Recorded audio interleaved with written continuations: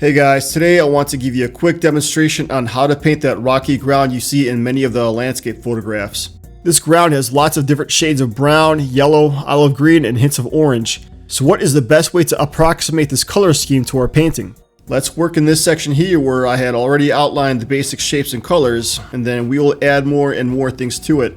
I'm not painting every minute detail here just yet. What I'm doing right now is adding these rough textures that I will continue stacking on top of one another. The original photo has all sorts of these colors and textures, and so in order to approximate that in a painting, I'm using some varying shades of brown, olive green, and gray. I'm going to start painting each color and value onto the texture and just continually keep adding and layering various other hues. Remember that when you have doubt about painting something, squint your eyes at the reference photo and see what main colors and values that you could add up. Once again, I'm working from big to small. This is going to be very similar to how we painted the water. I'm adding all these smudges of color and then I'm blending them together. Be careful not to overblend, however, as we do want to preserve these textures we worked so hard to make. So I come back here to add some more patches of brown color. After I apply these, I then blend them along with the rest of the background.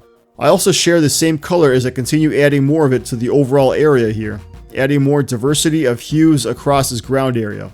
I then do the same thing with this color. The more diversity you have of color here, the better. Painting textures on the ground like this involves a simple task of working from big to small and doing some blending here and there. So once I have a decent amount of texture, I want to get some small rocks in here.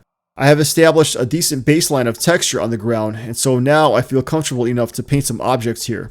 But here I don't want to leave yet afterwards because I still want to come back and elaborate more on this ground. I just don't want to waste time painting something that I'll be covering up later on. And so it's important to strike a balance between painting something in the beginning, then adding objects to it, and then finally adding more detail around these objects. So after I spent some time taking care of these small rocks, I then go back to add the smallest detail on the textures in the ground. I'm going to be using a generally light brown mixture for this, but I will alternate this mixture with varying degrees of color and value.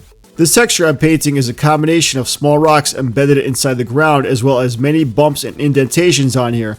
So using this variety of color and blending will help paint this. I'm connecting some of them together here, but really what I'm trying to do is create the illusion that there's lots of different things going on down here. Once I have enough of that, I work on some leaves on the ground. So painting these leaves will be just like everything else I've been painting so far. Paint the basic shapes, add some texture, and then add highlights. What you don't want to do is paint them in that traditional leaf shape that we all know about. These are fallen leaves that are crumpled up in all sorts of random shapes. The leaf colors are going to be green and orange, and both will be desaturated, so pay attention to that. Now for the final part down here, we still need to add some miscellaneous branches and twigs laying around. I'm using a fresh wet mixture to lay out this light brown base color. These branches will be very thin, so be careful to how thick your line will be.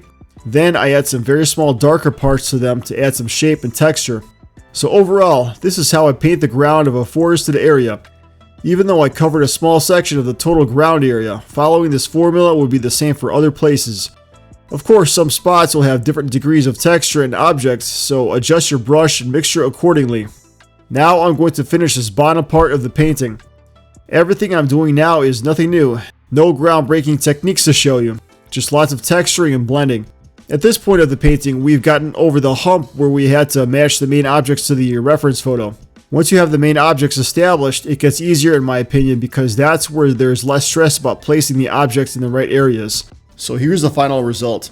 I have other videos where I go through how to make this entire painting, which I left links for in case you're interested.